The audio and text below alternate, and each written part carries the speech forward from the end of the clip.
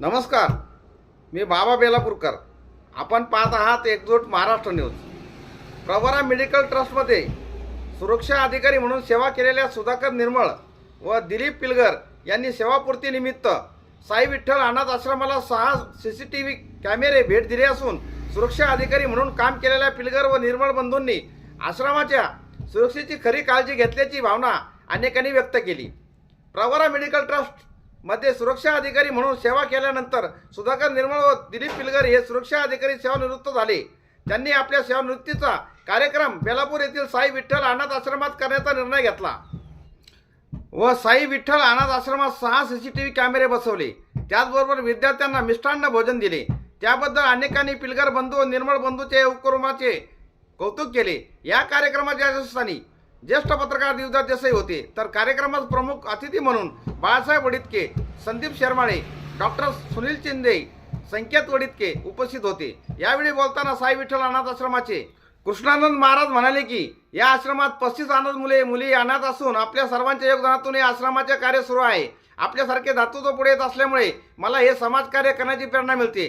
समाजातील लहान थोरांनी ही आपलीच मुले समजून आपल्या परिवारातील कोणाचा जरी वाढदिवस असला तरी आश्रमात येऊन साजरा करावा व आश्रमाला आर्थिक सहाय्य करावे असे आवाहन कृष्णानंद महाराजांनी केले. यावेळी देवदास देसाई, शीतल पिलगर, सुधाकर निर्मळ, दिलीप पिलगर, आकाश निर्मळ आदींनी आपले मनोगत व्यक्त केले. यावेळी सौ मंगलाताई पिलगर, मंगेश टुपे, सुयोग निर्मळ, सौ सारिका निर्मळ, आकाश निर्मळ, प्रांजली निर्मळ, सुधाम मानसिंग आदी उपस्थित होते. आमच्या हाती काही चलचित्र आले असून आम्ही ते पुढे तुम्हाला देत आहोत. बसता बसता आमचं निघलं बा एक आश्रमाला आम्हाला काहीतरी द्यायचंय म्हणून मग एक महाराजाची माझी ते एकदा प्रवरा मेडिकल ट्रस्टमध्ये आले होते एक मुलाला पेशंट घेऊन. तेव्हापासून ओळख झाली. तिकडे त्या साईडला जर ते प्रवचनाला जर आले तर मी त्यांचं स्टेटस बघायचो. मुद्दाम त्यांना फोन करायचो, महाराज प्रवचन संपलं का, या जाता कॉफी घेऊन जा, असं आमचे हमेशा फोन चालायचे. त्या आश्रमाला मी त्यांना एकदा नाव सुचवलं असं असेल तर मग पिलगर साहेब म्हणे ठीक आहे आपण काहीतरी आश्रमाला फुलाची पाकळी करू. त्या पद्धतीने रिटायरमेंट झाल्यानंतर आम्ही हा निर्णय घेतला. आज इथं गावाला जाऊया म्हणजे आता मामाच्या गावाला जाण्याची सुद्धा इच्छा राहिली नाही मुलांना. अशी वस्तुस्थिती का निर्माण झाली तर त्या मुलांना त्या गोष्टीची ओढ मात्र कमी होत चालली. कारण जुनं ते सोनं होतं तेच गायब होत चाललं बरोबर. आणि म्हणून खऱ्या अर्थानं या ठिकाणी आमच्या आश्रम परिवाराच्या मध्ये अवधी ज्ञानोबराय ज्ञानेश्वरीत उल्लेख करतात. साचरी मवाळ मितुले परी रसाळ शब्द लयांचे कल्लोळ अमृताचे. आपले अमृताच्या शब्दानं जोडल्या गेलेली पवित्र नाती आणि त्या नातीतली जोडली गेलेली माणसं, मला वाटतं ही देव माणसं जी आपण कमवली जी आपल्या ड्युटी काळातील असलेली सगळ्यात मोठी शिदुरी आहे. आणि या शिदुरीचा वारसा घेत आपण आपल्या आयुष्याची उज्ज्वल भविष्याची चिंता न करता हे कुटुंबासाठी समाजकार्यासाठी वेळ द्यावत अशी अपेक्षा करतो. येणारं तुमचं भविष्य, येणारं तुमचं उर्वरित आयुष्य सुखाचं, समाधानाचं, आनंदाचं, वैभवाचं, भरभराटीचं, मंगलमय जाऊ. देश सेवा, राष्ट्रसेवा, साधू संत, गोरगरीब कुटुंब, मातापित्यांची सेवा आपल्या हातून घडावी आणि यासाठी तुम्हाला 100वा खऱ्या अर्थानं आयुष्य 100 वर्षाचं लाभावं आणि तो 100वा दोघांचा वाढदिवस आमच्या आश्रमात साजरा हो असं पांडुरंगाचरणी प्रार्थना करतो. पुन्हा या कार्यक्रमाच्या निमित्तानं आलेल्या सर्व प्रमुख अतिथी आमच्या आश्रम परिवाराच्या वतीनं तुमच्या सर्वांचे या ठिकाणी खूप खूप आभार व्यक्त करतो. संस्थेच्या वतीनं आजचे जे प्रमुख पाहुणे आहेत, जे मानकरी आहेत सेवापूर्तीचे, असे आमचे या ठिकाणी आदरणीय माऊली यांना विनंती करतो की त्यांचा सन्मान आपण या ठिकाणी करायचा आहे. आपल्या आश्रम परिवाराच्या वतीने आदरणीय डॉक्टर आदरणीय दिलीपजी पिलगर साहेब यांनी 35 वर्ष सेवानिवृत्ती म्हणून या ठिकाणी आज त्यांचा उपक्रम आहे, कार्यक्रम आहे. त्यांनी 35 वर्ष सेवा PMT या ठिकाणी दिलेली आहेत. सामाजिक कामं करता राखून ठेवतात. खरं तर मला त्यांचं फार कौतुक वाटलं. दुसरे आपले जे मनाने निर्मळ आहेत असे निर्मळ साहेब, त्यांचा या दोघांचाही आज सेवापूर्ती सोहळा. आणि खरं तर सेवापूर्ती सोहळा म्हटल्यानंतर एक वेगळा आनंद असतो. आणि त्यांच्याबरोबर आपण सेवा केली त्यांना अपेक्षा असते की आम्ही यांना हार घालून यांनी आम्हाला जेवण द्यावं. त्यांना मागण्या पण आल्या सेवापूर्ती सोहळा कधी करणार, परंतु मित्र हो, जे का रंजले गांजले त्याशी म्हणे आपुला, तुमची साधू ओळखावा देव तेथेची जाणावा. त्यांनी या आश्रमात देव पाहिला आणि जो संध्याकाळी समजा मला फुलं देतील, हार देतील आणि जेवण करून निघून जातील, याच्यावर जो खर्च करायचा त्यापेक्षा हा खर्च त्यांनी त्या ठिकाणी CCTV कॅमेरे बसवण्याकरता केला आणि या मागचा हेतू पण त्यांचा मोठा आहे. ते सिक्युरिटीमध्ये काम करत होते आणि सिक्युरिटीमध्ये काम करताना सिक्युरिटी काय असते याची जाण त्यांना होती.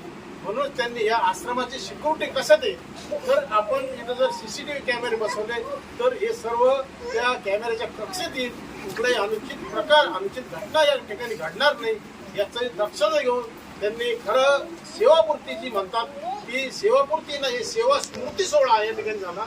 हा CCTV कॅमेरा कायमस्वरूपी या आश्रमाच्या लक्षात राहील असा सोहळा आपण पिलगर साहेब आणि निर्मळ साहेब आपण दोघांनी केला. त्याबद्दल मी आश्रमाच्या वतीनं महाराजांच्या वतीनं आपल्याला धन्यवाद देतो की दाते अनेक असतात पण देण्याची पण प्रवृत्ती पाहिजे. हा तुमच्यामध्ये ती देण्याची प्रवृत्ती आहे. बरोबर आपण योग्य ठिकाणी दान केलं योग्य ठिकाणी ते सत्कारणी लागेल.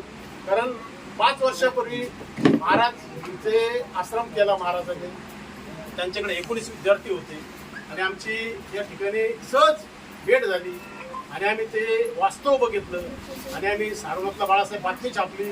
19 वर्षाचा माणूस मुलगा झाला 19 मुलांचा बाप असं हेडिंग त्या बातमीला दिलं आणि हे हेडिंग पाहिलं 19 वर्षाचा मुलगा आणि 19 मुलांचा बाप कसा म्हणून लोकांनी ती बातमी पूर्ण वाचली आणि त्यानंतर या आश्रमाकडे लोकांचा मदतीचा ओघ सुरू झाला आणि अनेक जण आज वाढदिवस असेल काही कार्यक्रम असेल या आश्रमात येऊन करतात.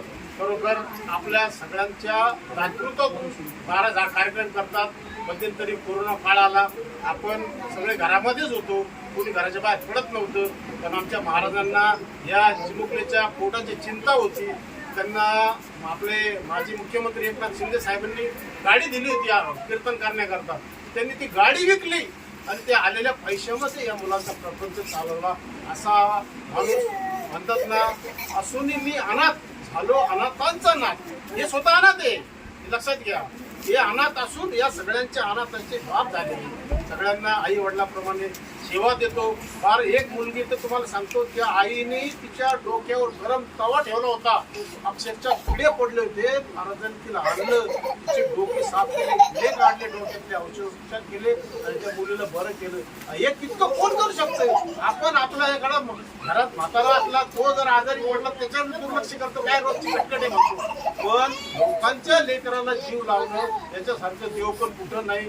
खरं देव कुठं असतो तर मला वाटतं देव या आश्रमातच देव असतो. हा देव आपल्यातच असतो. महाराजांनी अतिशय चांगलं कार्य केलं आणि आपल्या सर्वांचं ताईने सांगितलं तुम्ही इथून पुढे प्रत्येक वाढदिवस असेल काही कार्यक्रम असेल आश्रमात तयार एकदम चांगला निर्णय घेतला आपण. कारण महाराजांनी हे मुलं कशाच्या जीवावर सांभाळतात तर आपल्या सर्वांचे दाखवून ते महाराज एवढं मोठं पाऊल उचलतो. त्यांच्याकडे काय ते फाटके तुटके तुम्ही पाहिलं त्यांचा बंधू पाहते ज्ञानेश्वर माऊली काय वय आहे त्या माणसाचं.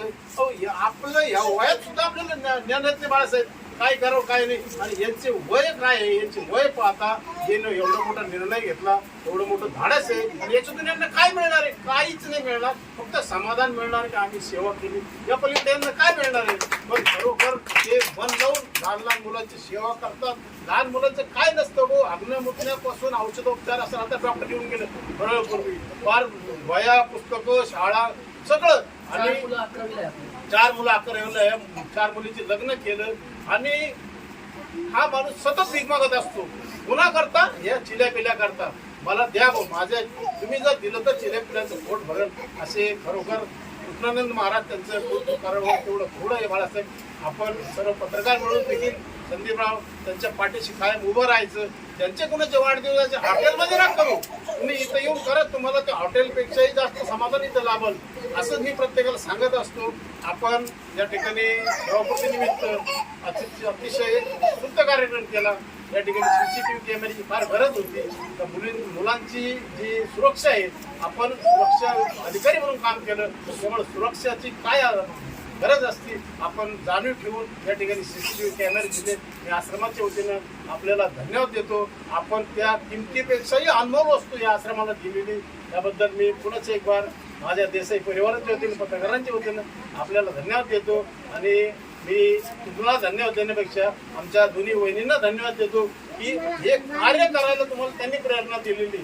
एखादी बाई नवऱ्याला जर फालतू खर्च करता असते काही करायची गरज नाही. पण दोन्ही वहिनींनी तुम्हाला ही कार्य करण्याची प्रेरणा दिली, त्याबद्दल त्यांना देखील मी धन्यवाद देतो आणि माझं 2 शब्द संपवतो. तुर्तास एवढेच. भेटूया पुढच्या बातमीपत्रात. जय हिंद, जय महाराष्ट्र.